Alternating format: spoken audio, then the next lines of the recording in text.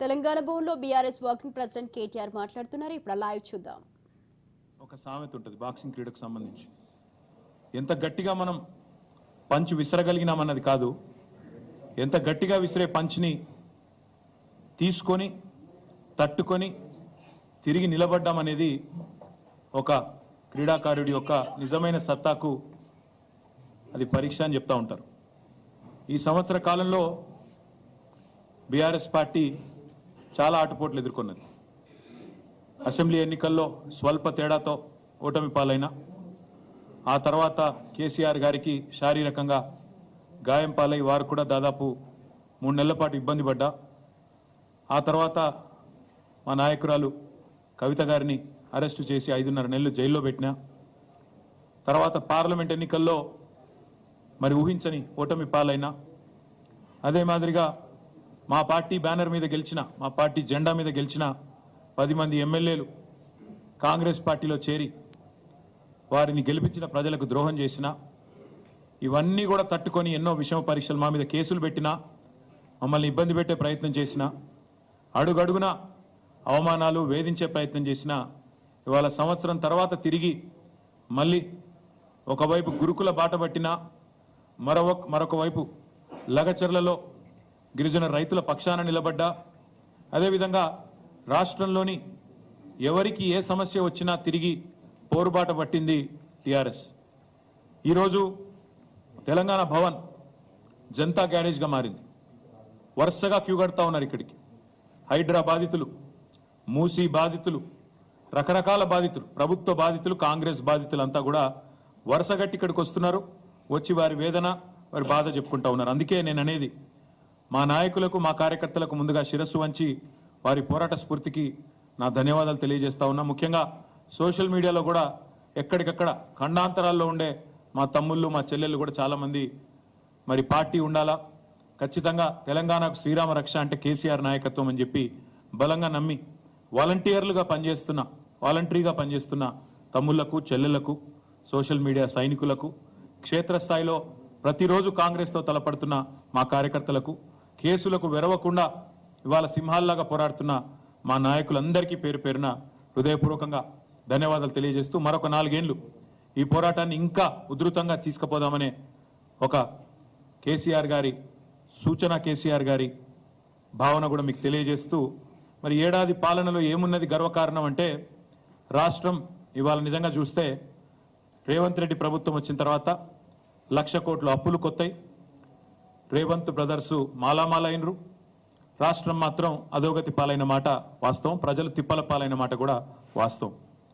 తెలంగాణ ప్రజలకు ఈరోజు రేవంత్ రెడ్డి పాలన, కాంగ్రెస్ సర్కారు పాలన అంటే గుర్తొచ్చేది ఒకవైపు 1,00,000 కోట్ల అప్పులు, మరొక వైపు వారు చేసిన దారుణ ఘాతకాలు, తప్పులు. సంవత్సరం నిండింది. మరి సంవత్సరం నిండిన తర్వాత ఏం సాధించినవయ్యా నువ్వు అని చెప్పారు అని అడిగితే చెప్పడానికి సమాధానాలు లేవు. ఏదో పేరుకి ఆర్భాటము, హడావుడి తప్ప ఈరోజు నిజంగా చెప్పడానికి సమాధానాలు లేవు. అందుకే ముఖ్యమంత్రి తన తప్పులను కప్పిపుచ్చుకోవడానికే మళ్ళీ అప్పులు అంటూ తప్పుడు కూతలు కూస్తా ఉన్నాడు. అప్పులు అంటూ తప్పుడు కూతలు కూస్తున్న ముఖ్యమంత్రికి నేను చెప్పేది, అప్పుల మీద కాదు జరగాల్సింది, నీ తప్పుల మీద చర్చ. తెలంగాణ సమాజంలో మేము తప్పకుండా నిన్ను సూటిగా ఇవాళ కొన్ని ప్రశ్నలు అడుగుతున్నాం, దమ్ముంటే సమాధానం చెప్పు. సీఎం అంటే ఇవాళ నువ్వు సీఎం పదవి చేపట్టిన తర్వాత ఆ పదవి స్థాయి కూడా దిగజార్చినావు నువ్వు. ఇవాళ నీ ప్రభుత్వంలో ఎవరన్నా బాగుపడ్డారంటే అనుముల బ్రదర్స్ మాత్రమే బాగుపడ్డారు. నీ ప్రభుత్వంలో ఎవరికన్నా ఏమైనా లాభం జరిగింది అంటే కేవలం అనుముల రేవంత్ రెడ్డి, అనుముల తిరుపతి రెడ్డి, అనుముల జగదీష్ రెడ్డి, అనుముల కొండల్ రెడ్డి, అనుముల కృష్ణారెడ్డి, ఇంకా మిగతా బ్రదర్స్కి మాత్రమే లాభం జరిగింది. హైలైట్ ఏంటంటే రాష్ట్రానికే 1000 కోట్ల స్థాయిలో పెట్టుబడి ఇచ్చే స్థాయికి అనుముల కుటుంబం చేరిందని చెప్పి వాళ్ళ ప్రజలు అనుకుంటున్న మాట వాస్తవం. మరి వచ్చే సంవత్సరం ఫోర్బ్స్ జాబితాలో రిచెస్ట్ బ్రదర్స్ ఎవరయ్యా అంటే అనుముల బ్రదర్స్ అని వస్తుందేమో, అదానిని కూడా దాటేస్తారేమో అని చెప్పి ప్రజలు కూడా అనుకుంటున్న మాట వాస్తవం.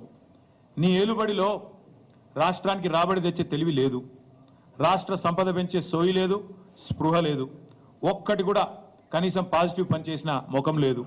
ఏం చేయాలా? అందుకే నోటికి వచ్చినట్టు తెల్లారలేస్తే కాకి కూతలు చెప్తా. మేము మా నాయకులు ఎప్పుడు చెప్తా ఉంటారు, కేసీఆర్కు తిట్లు, దేవుళ్ళ మీద ఓట్లు, ఇచ్చిన హామీలకు తూట్లు. ఇదే నువ్వు చేసింది ఏందా సంవత్సరం అంటే ఒగ్గిది. మాట్లాడితే ముఖ్యమంత్రి అనేవాడు రాష్ట్ర ప్రతిష్ట పెంచాల్సిన ప్రయత్నం చేయాల్సింది పోయి ఇవాళ రాష్ట్ర ప్రతిష్టను రాష్ట్ర పరువును గంగలో కలిపినట్టు రాష్ట్రం దివాలా తీసిందని దివ్యంగా ఉన్న రాష్ట్రం మీద దివాలా తీసిందని ఆరోపణలు చేసే ఒక దివాలాకోరు ముఖ్యమంత్రి మనకు ఉండడమే ఇవాళ నిజంగా కూడా మనం చేసుకున్న దురదృష్టం. కొత్త పరిశ్రమలు కాదు, ఉన్న పరిశ్రమలే తరలిపోతున్నాయి. యువతకి, ఉపాధికి, రాష్ట్ర ప్రగతికి తీరని అన్యాయం రేవంత్ రెడ్డి చేస్తూ ఉన్నాడు. ఇవాళ కొత్త స్లోగన్ పెట్టినాడు, ఇవాళ కొత్త పిఆర్లను పెట్టుకున్నట్టున్నాడు. 2-3 కొత్తగా ఇంగ్లీష్ వచ్చిన వాళ్ళు తోడైనరు. తెలంగాణ రైజింగ్ అట. ఎల్ల రైజింగ్ అవుతుంది చెప్పు. ఇండియా షేనింగ్ అని అప్పట్లో ఒకళ్ళు వాగిండ్రు, వాళ్ళు అడ్రస్ లేకుండా వీకిండ్రు. నువ్వు ఎవరిని పెట్టుకున్నట్టు నిన్న ఇవాళ 2 ఇంగ్లీష్ ముక్కలు వచ్చినోని ఆయన తెలంగాణ రైజింగ్ అట. తెలంగాణ రైజింగ్ కాదు, అనుముల బ్రదర్స్ రైజింగ్. తెలంగాణలో అదానితో పోటీ పడుతూ ఆస్తులు ఎవరికన్నా సృష్టించుకుంటున్నారంటే Anumula brothers, Revanth brothers rising. Telangana మాత్రం ఫాలింగ్, ఇది పక్కా. నువ్వు ఎవరినన్నాడు? నీకు శాతనైతే నీ కొండారెడ్డిపల్లెకి పోయి ఆడ కూర్చో, రచ్చబండ మీద కూర్చొని పోలీసు వాళ్ళని పక్కకు పెట్టి అడుగు, చెప్తారు రైజింగా ఫాలింగా ఏందో చెప్తారు. 12 నెలల పాలన మొత్తం అసత్యాలు, అర్ధసత్యాలు, అటెన్షన్ డైవర్షన్ స్కీములు తప్ప నువ్వు పీకింది ఏందని నేను అడుగుతాను. ఒక హ్యాబిచువల్ లయర్ లాగా ఒక అలవాటుతో అబద్ధాలు ఆడే అబద్ధాల కోరు మాదిరిగా అటెన్షన్ డైవర్షన్ టెక్నిక్లు, మీడియా మేనేజ్మెంట్ టెక్నిక్లు తప్ప నువ్వు చేసింది ఏంది రేవంత్ రెడ్డి నేను అడుగుతా ఉన్నాను. ఇవాళ నేను అందుకే సూటిగా అడిగేది, అప్పుల చాటున అప్పులు అప్పులు అప్పులు అంటే తప్పుడు కూతల మాటున మళ్ళొక్కసారి నీ అసమర్థతను కప్పిపుచ్చుకునే ప్రయత్నం చేస్తే ఊరుకోము, వదిలిపెట్టం. అందుకే వాస్తవాలు చెప్పడానికే ప్రజలకు ఈ ప్రెస్ మీట్ పెట్టా, నేను తిట్టడానికి కాదు. మీరు గద్దెనెక్కిన మొదటి రోజే నిజానికి మా నాయకుడు మా కేసీఆర్ గారు చెప్పినారు, వాళ్ళను ఒక 3-4 నెలలు ఏమనకండి, నిర్మాణాత్మక ప్రతిపక్షంగా ఉండండి, శాసనసభల శాసన మండలిలో బయట అక్కసు వెలగక్కినట్టు ఉండొద్దు, మనం పద్ధతిగా ఉండాలి, మనం తెచ్చిన తెలంగాణ, కష్టపడి తెచ్చిన తెలంగాణ ఇది, ఎవరికి ప్రజలు అధికారం ఇచ్చినా తెలంగాణ బాగుండాలని కోరుకోవాలి, ఏమనకండి అన్నారు. మేమేమో అనలే. కానీ నువ్వు మొదటి రోజు నుంచి మొదలు పెట్టినావు అసెంబ్లీలో కారు కూతలు, పిచ్చివాగుడు, శ్వేతపత్రాల పేరిట డ్రామాలు తప్పలేదు. నువ్వు శ్వేతపత్రాలు పెడితే మేము శ్వేతపత్రాలను బయట పెట్టినాం. నువ్వు ఆ అప్పుల గురించి మాట్లాడితే అప్పులను పెట్టుబడిగా పెట్టి సంపద సృష్టించిన వైనాన్ని ప్రజల ముందు పెట్టినాం. కానీ నువ్వు బంద్ చేస్తలేవు. మళ్ళీ నువ్వు, మీ మంత్రులు, మీ మీడియా మేనేజ్మెంట్ టెక్నిక్లతోని ఒక అబద్ధాన్ని 100 సార్లు చెప్తే నిజమవుతుంది అన్నట్టు అదే మాట పదే పదే పదే పదే పాడిందే పాటరా అన్నట్టు ఇవాళ మళ్ళొక్కసారి అసెంబ్లీలో ఎండగట్టినాం, మిమ్మల్ని బయట ఎండగట్టినాం, అయినా మళ్ళీ అదే సొల్లు పురాణం చెప్తా ఉన్నారు. కాబట్టి ఇవాళ మేము మళ్ళీ చెప్తా ఉన్నాం. అయినా ఇవాళ ఎందుకు వచ్చినాయి ఈ దొంగ ముచ్చట్లు? సంవత్సరం అయిపోయింది. సంవత్సరం అయిపోతే నువ్వు సాధించిన విజయాల గురించి చెప్పుకోవాలి. గొప్పగా ఇది చేసినాం, అది చేసినాం, పొడి చేసినా అని చెప్పుకోవాలి. కానీ నువ్వేం చేస్తున్నావు? నువ్వు కావాలని అప్పులు గిప్పులు అని మళ్ళీ తప్పుడు కూతలు ఎందుకు కూస్తున్నావు? ఒకటే ఒక కారణం. ఎందుకంటే నీ బాధ ఏంది? నీ 6 గ్యారంటీలు 100 రోజులు అన్నావు, దాని మీద చర్చ జరగద్దు. 420 హామీలు నువ్వు ఇచ్చినావు, వాటి మీద చర్చ జరగొద్దు. అందుకే నేను అంటున్నా, అప్పుల లెక్కలు కాదు, హామీల లెక్కలు చెప్పు. వడ్డీల ముచ్చట్లు కాదు, వాగ్దానాల ముచ్చట్లు చెప్పు. ఆ రోజు చాలా గొప్ప వాగ్దాటి ప్రదర్శించిండ్రు కదా నువ్వు, బట్టి విక్రమార్క ఇద్దరు. ఏమన్నారు ఆ రోజు? ఒక టీవీలో చర్చ కూర్చోబెట్టి, మరి చాలా చెప్తున్నారు మీ ఇద్దరు అడ్డగోలు హామీలు ఇస్తుండ్రు, అవుతుందా మీతోని అని అడిగితే, మాకు అణువు తెలుసు, అనా పైసతో సహా లెక్కలు తెలుసు అని చెప్పి పెద్ద పెద్ద డైలాగులు కొట్టి ఆ రోజు టీవీల ముందు సొల్లు పురాణం చెప్పింది నువ్వు, నీ డిప్యూటీ సీఎం కాదా? ఇవాళ వచ్చి మళ్ళీ దివాలాకోరు మాటలు మాట్లాడుతున్నా ఈ సన్నాసి ముఖ్యమంత్రిని నేను అడుగుతున్నా, నువ్వు కాదా ఆ రోజు చెప్పింది? మాకు అనా పైసతో సహా ప్రతి లెక్క తెలుసు, ఎట్లా మాట నిలబెట్టుకోవాలో తెలుసు అని ఉదరగొట్టింది నువ్వు కాదా? ఆ రోజు దొంగ లెక్కలు, ఈ రోజు కాకి అరుపులు. అందుకే మేము అనేది, దమ్ముంటే అప్పులపై కారు కూతలు కాదు, నీ అసమర్థ పాలన పైన శ్వేతపత్రం విడుదల చెయ్యి. నువ్వు చేసింది ఏందో చెప్పు. నువ్వు చేసింది ఏంది నిజానికి ఈ సంవత్సరంలో? కేసీఆర్ ఇచ్చిన ఉద్యోగాలు నీ ఖాతాలో రాయించుకుంటావు. నువ్వు ఎన్ని ఉద్యోగాలు ఇచ్చినా మొత్తం తిప్పి కొడితే 12,000 ఉద్యోగాలు ఇచ్చిండు రేవంత్ రెడ్డి. సంవత్సరంలో 2 లక్షల ఉద్యోగాలు అని చెప్పి దివాలాకోరు మాటలు చెప్పి గద్దెనెక్కిన కాంగ్రెస్ సంవత్సర కాలంలో ఇచ్చింది. రాహుల్ గాంధీకి రేపు ఎల్లుండి ఉత్తరం రాస్తా, మొత్తం నీ బండారం ఏందో, నీ కథ ఏందో ఆయనకు తెలియదని నేను అనుకుంటలేను. కానీ తెలిసినా తెలియనట్టు యాక్టింగ్ చేస్తున్నాడు ఆయన కూడా, స్వాతిముత్యం యాక్టింగ్ చేస్తున్నాడు. కాబట్టి ఆయన బండారం, నీ బండారం బయట పెట్టాలి కాబట్టి చెప్తున్నా. నీ రాహుల్ గాంధీ అన్నట్టు ఆయన మీ నాయకుడు అశోక్ నగర్కి వచ్చిండు, మొదటి సంవత్సరంలో 2 లక్షల ఉద్యోగాలు ఇస్తా అని చెప్పి తెలుగులో ట్వీట్లు పెట్టిండు, నమ్మబలికిండు, తెలంగాణ యువతను మోసం చేసిండు. నీ ప్రభుత్వం వచ్చినాక నీ ఇప్పటిదాకా ఇచ్చింది సంవత్సరంలో 12,000 చిల్లర ఉద్యోగాలు మాత్రమే. ఇంకా 1,87,000 ఉద్యోగాలు నీ ప్రభుత్వం బాకీ ఉంది తెలంగాణ యువతకు. అందుకే నేను అనేది, రేవంత్ రెడ్డి నిన్ను వదిలిపెట్టం. నువ్వెన్ని తప్పుడు కూతలు కూసినా నిన్ను వదిలిపెట్టే సమస్య లేదు. ఉద్యోగాలు ఇచ్చింది కేసీఆర్, అవి నీ ఖాతాలో వేసుకునే ప్రయత్నం చేస్తా ఉన్నాం. రుణమాఫీ బోగస్ అని తేలిపోయింది. రైతులు ఏ ఊరికి పోయినా తిడతా ఉన్నారు, కాలేదు. 2 లక్షల లోపు కూడా కాలేదు. నా పొద్దున్నే నరేందర్ రెడ్డి అని రిటైర్డ్ టీచర్ పేద మెసేజ్ పంపిండు, సార్ నాది కానే కాలేదు, ఇది నా ఫోన్ నెంబర్, ఇది నా అకౌంట్ నెంబర్, జర మాట్లాడండి అసెంబ్లీలో అని పొద్దున్నే మెసేజ్ పంపిండు. ఒకటి కాదు, నీకు చేతనైతే దమ్ముంటే ఊరూరు అడుగు, తెప్పించుకో వివరాలు. ఎక్కడ కూడా రుణమాఫీ పాక్షికంగా అయింది తప్ప పూర్తిగా కానే కాలే. 49,500 కోట్ల కాడ మొదలైంది కథ. ఇవాళ నువ్వు 20,000 కోట్లతో ముగించినా అని చెప్తున్నావు. ఆ 20,000 కూడా పడలే, 20,000 కోట్లు కూడా పడలే. నీ బట్టి విక్రమార్క, నీ ఫైనాన్స్ మినిస్టర్ చెప్తున్న ప్రకారమే 11-12,000 కోట్లు దాటలే. ఇది వాస్తవం. రేవంత్ రెడ్డి తెలుసుకో. అందరి ప్రజలను, రైతులను పిచ్చోళం చేసినట్టు మాట్లాడు బంద్ చేయి.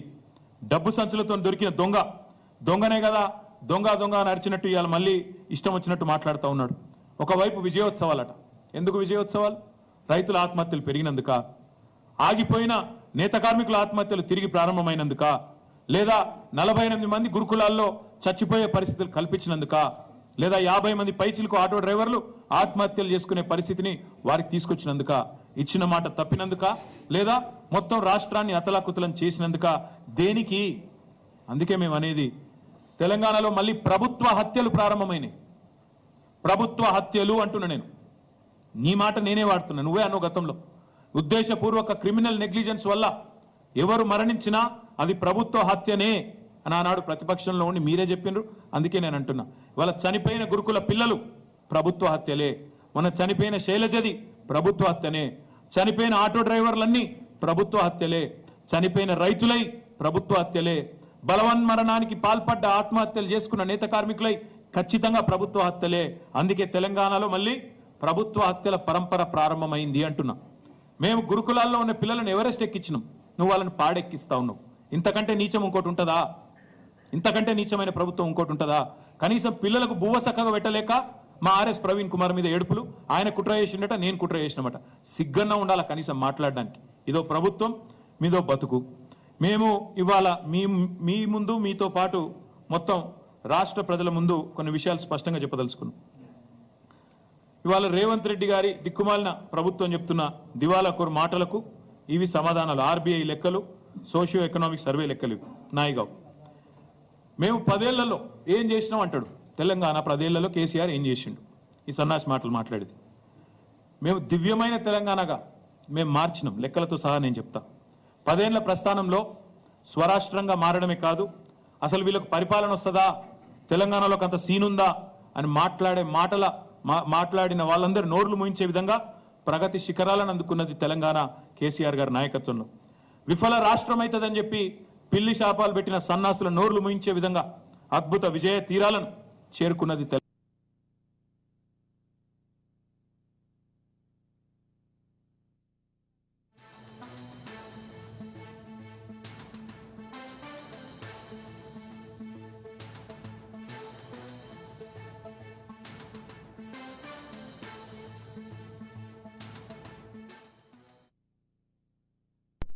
ఆనాడు తీర్చిదిద్దింది కేసీఆర్ గారి నాయకత్వం.